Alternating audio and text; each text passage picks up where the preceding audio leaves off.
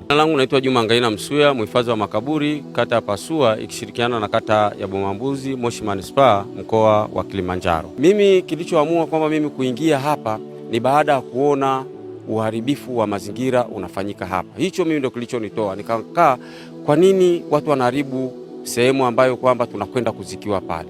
Kwa nini watu wamekaa wanafanya uharibifu? Kwa nini watu wanajisaidia juu ya makaburi?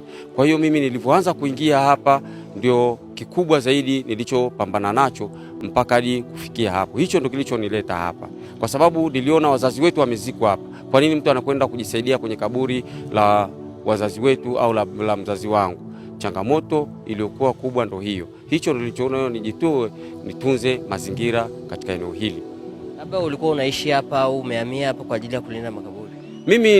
Mimi nimezaliwa hapa, mimi ninaishi hapa, na toka nimekuwa hapa makaburini miaka 6 ninaishi hapa kwa jirani na makaburi.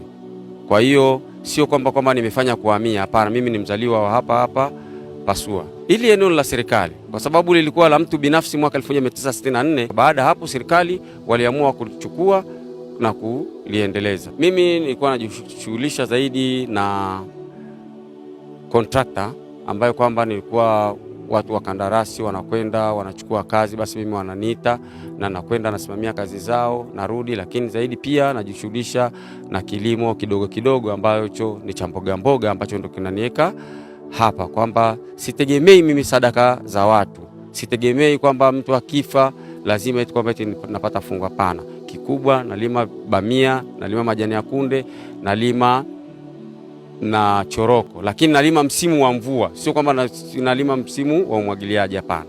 Shughuli yako kubwa hapa? Shughuli yangu mimi kubwa ni kuhifadhi. Mimi nahifadhi vifaa na mimi nahifadhi watu, kwamba mtu anapokufa basi mimi nasema utazikwa hapa. Hapa uruhusu kuchagua eneo. Mhifadhi wa pande anaruhusu kuchagua eneo, kwa sababu tuna maeneo ambayo yamejaa. Wewe hujui eneo, mimi ndo najua eneo. Kwa hiyo nakwambia utazikiwa hapa. Na changamoto ninayokutana nayo ni watu wanazika, watu wakishamaliza kuzika mtu anapotea, anakuja baada ya miaka 3, miaka 4, kwa pesa narudizia kaburi la mama yangu. Kwa hiyo naambia kaburi la mama yako ni hili hapa. Hawa wote waliolala hapa kama jinsi unavyojua marafiki zako pale kazini na mimi nawafahamu. Labda awali wakati umeanza kazi, jamii na familia ilikuwa inakuchukuliaje? Kwa kweli nimepata matusi makubwa sana. Kwanza familia kama familia, hata watoto wangu wenyewe walikuwa wananichukia.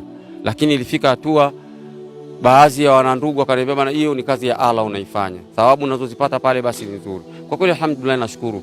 Nilipata majeraha makubwa sana katika nafsi yangu. Nilikuwa kila nikifika mahali nakimbiwa, nataniwa, kichaa huyo anakwenda kulala na marehemu, anaishi na marehemu huyo ana akili nzuri, huyo kashalogwa.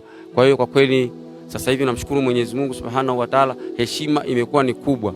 Kwa kweli kila ninapopita mahali napata heshima kubwa sana kuliko hata kuliko hata viongozi wengine. Kwa hiyo nafika mahali naambia mhifadhi, pita huko mbele, kaa sehemu ya VIP. Kwa hiyo na mimi nakaa. Na wasubiri mpaka ndio wanamaliza, wanakaribia kumaliza haja yao, nafikiri wewe mtu mzima unaelewa. Basi mimi pale nawapiga jiwe. Kwa piga jiwe wanakurupuka, sema kuna marehemu katuona, wanakimbia. Naota yani watu wamevaa nguo nyeupe wote wanakusanyika kwangu. Na wanasema tuna njaa. Kwa mimi tu mwenyewe kwa mahesabu yangu nimeshafikisha watu 219. Hizi nyumba za kulala wageni watu wapunguze bei, watu waache kufanya na makaburini. Ya mwanadada ambaye amezikwa miaka, lakini ile miguu bado ilikuwa iko mizuri kabisa, na kucha zake zilikuwa zimepakwa rangi hizi za wanapaka rangi za kucha basi, lakini jeneza lile limeoza. Tayari na sanda mke wangu, tayari na sanda yangu mwenyewe. Hapa sasa hivi natafuta hela ninunulie watoto wangu sanda. Sitaki aibu.